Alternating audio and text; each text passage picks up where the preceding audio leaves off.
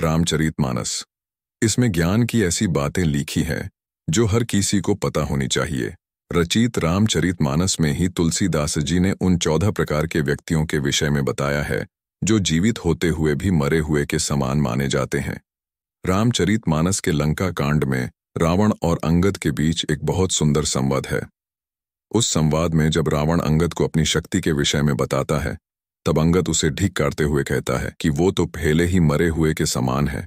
तब अंगद उसे उन 14 प्रकार के व्यक्तियों के विषय में बताते हैं जो कि मृत माने गए हैं, और आज हम इस वीडियो में उन्हीं 14 प्रकार के व्यक्तियों के विषय में जानेंगे। तो कथा आरंभ करते हैं। हनुमान जी, अंगद और जांबवंत जैसे कि विद्वान प्राण विद्या में पारंगत थे, श्री राम ने अंगद से कहा कि हे अंगद, रावण के द्वार जाओ और उसे मेरा संदेशा दो और जाकर तुम उसको शिक्षा दो, ऐसा कहा। तब अंगद रावण की सभा में पहुंचे तो वहां नाना प्रकार के राक्षस विराजमान थे। रावण ने अंगद को कहा कि तुम यहाँ कैसे आ गए? अंगद ने कहा कि मैं इसलिए आया हूं क्योंकि श्री राम और तुम्हारे लिए संदेश दिया है। तुम्हारे यहाँ चरित्रहीनता आ गई है, इसीलिए मैं चरित्र की स्थापना करने आया हूं। इस पर अंगद बोले, तुम्हारे यहाँ चरित्र की सूक्ष्मता है। राजा के राष्ट्र में जब चरित्र नहीं होता तो संस्कृति का विनाश हो जाता है। संस्कृति का विनाश नहीं होना चाहिए, संस्कृति का उद्धान करना है। संस्कृति यही कहती है कि मानव के आचार व्यवहार को सुंदर बनाया जाए, महत्ता में लाया जाए। एक दूसरे की पुत्री की रक्षा होनी चाहिए, वह राजा के राष्ट्र की पद्धति कहलाती है। रावण ने पूछा, क्या मेरे राष्ट्र में विज्ञान नहीं? अंगद बोले कि हे रावण, तुम्हारे राष्ट्र में विज्ञान है, परंतु विज्ञान का क्या बनता है? एक मंगल की यात्रा करता है, परंतु मंगल की यात्रा का क्या बनेगा? जब तुम्हारे राष्ट्र में अग्निकांड हो रहे हैं, हे रावण, तुम सूर्यमंडल की यात्रा कर रहे हो, उस सूर्य की यात्रा करने से क्या बनेगा? जब तुम्हारे राष्ट्र में एक कन्या का जीवन सुरक्षित नहीं, तुम्हारे राष्ट्र का क्या बनेगा? इस पर रावण ने कहा कि यह तुम क्या उच्चारण कर रहे हो? तुम अपने पिता की परंपरा शांत कर गए हो। अंगद ने कहा, कदापि नहीं, मैं इसीलिए आया हूं कि तुम्हारे राष्ट्र और अयोध्या दोनों का समन्वय हो जाए। इस पर रावण मौन हो गया। नरांतक बोले कि भगवंत, इसको विचार आ जाइए, यह दूत है, यह क्या कहता है? अंगद बोले, यदि भगवान राम से तुम अपने विचारों का समन्वय कर लोगे तो राम माता सीता को लेकर चले जाएंगे। रावण ने कहा कि यह क्या उच्चारण कर रहा है, मैं धृष्ट नहीं हूं। इस पर अंगद बोले, यही धृष्टता है संसार में, किसी दूसरे की कन्या को हरण करके लाना एक महान धृष्टता है। तुम्हारी यह धृष्टता है कि राजा होकर भी परस्त्रीगामी बन गए हो। जो राजा किसी स्त्री का अपमान करता है, उस राजा के राष्ट्र में अग्निकांड हो जाते हैं। रावण ने कहा कि यह कटु उच्चारण कर रहा है।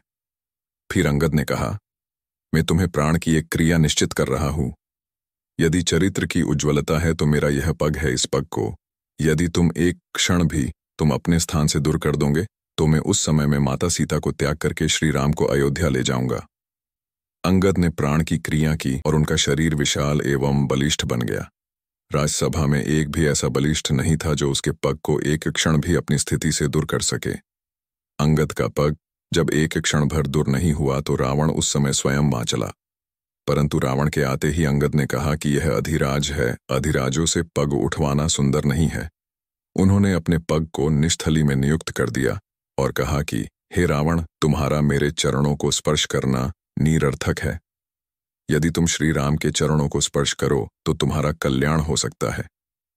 रावण इस पर मौन होकर अपने स्थल पर विराजमान हो गया और यहीं पर अंगद ने उन 14 प्रकार के अभिव्यक्तियों के बारे में बताया जो कि मरे गए के समान माने गए हैं।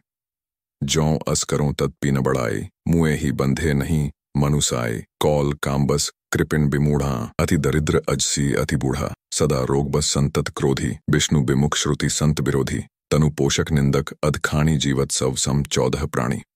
अब आप सोच रहे होंगे कि वो कौन से ऐसे 14 प्रकार के व्यक्ति है, तो आइए जानते हैं। चौपाई में ऐसे कौन से 14 दुर्गुण बताए गए हैं जिसमें से एक भी व्यक्ति के भीतर होने पर वह मृतक के समान माना जाता है। वाम मार्गी, ऐसा व्यक्ति जो सारी दुनिया से उल्टा चले और वो हर चीज में कमी निकालता हो, जो परंपराओं और समाज के नियम को ना मानता हो और केवल अपनी ही करता हो।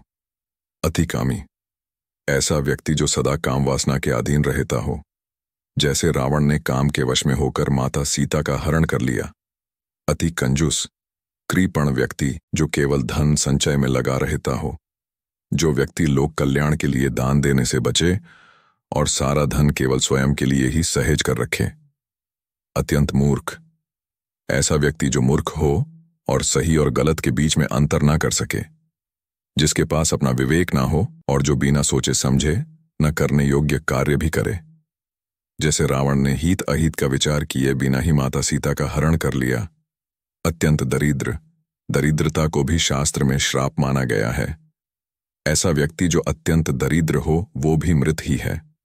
इसका वास्तविक अर्थ है कि जो दरिद्र हो उसे धुतकारना नहीं चाहिए, क्योंकि वो पहले से ही कठिन जीवन जी रहा है।